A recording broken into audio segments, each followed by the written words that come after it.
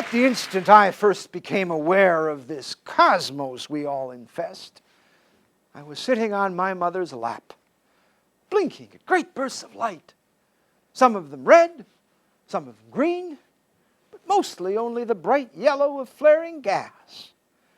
The time, the evening of September 13th, 1883, which was the day after my 3rd birthday. The place, a ledge outside the second-story window of my father's cigar factory at 368 Baltimore Street, Baltimore, Maryland, USA, fenced off from space and disaster by a sign bearing the majestic legend, August Mencken and Brothers. The occasion was the last annual festival of the Order of Orioles, a society that adjourned sine die the very next morning with a thumping deficit, and has since been forgotten by the whole human race.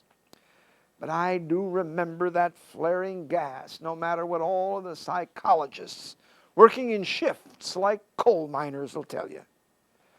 And here I am, I'm now supposed to remember my own past. I'm supposed to talk about it. I'm supposed to give a lecture on literary figures.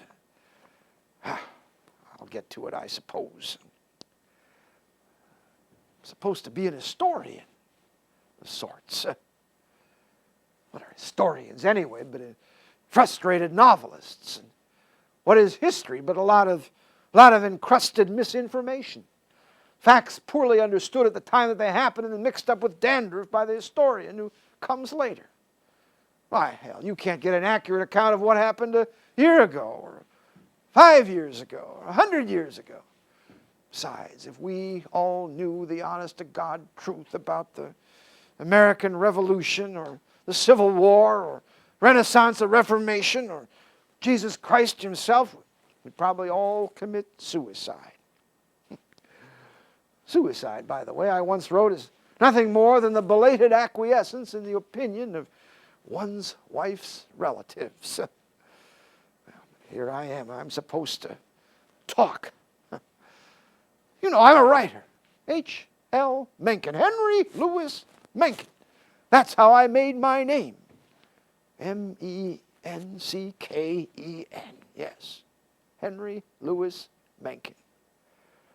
And all of my life I have been an adult, at least a writer.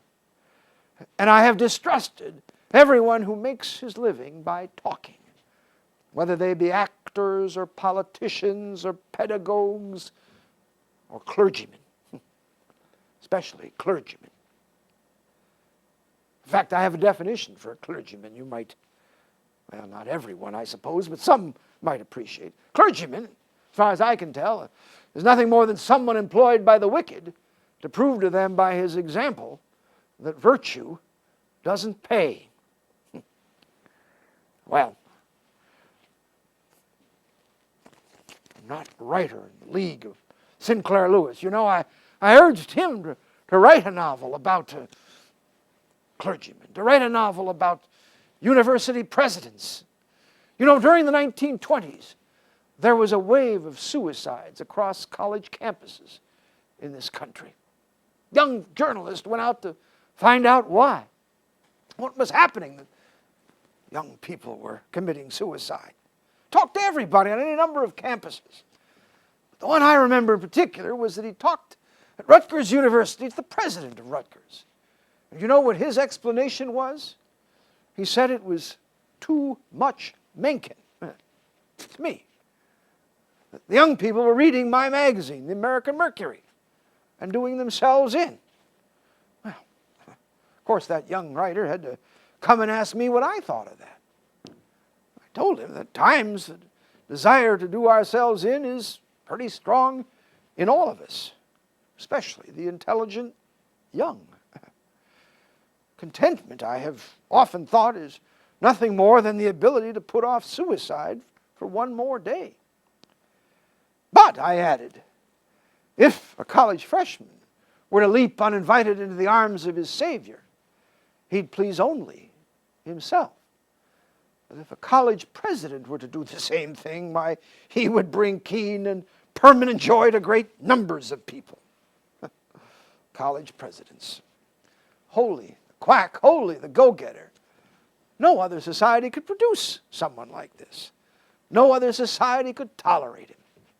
Why, for a man of real intelligence to become president of a university is, as far as I can tell, is as improbable as a Bach festival in Mississippi.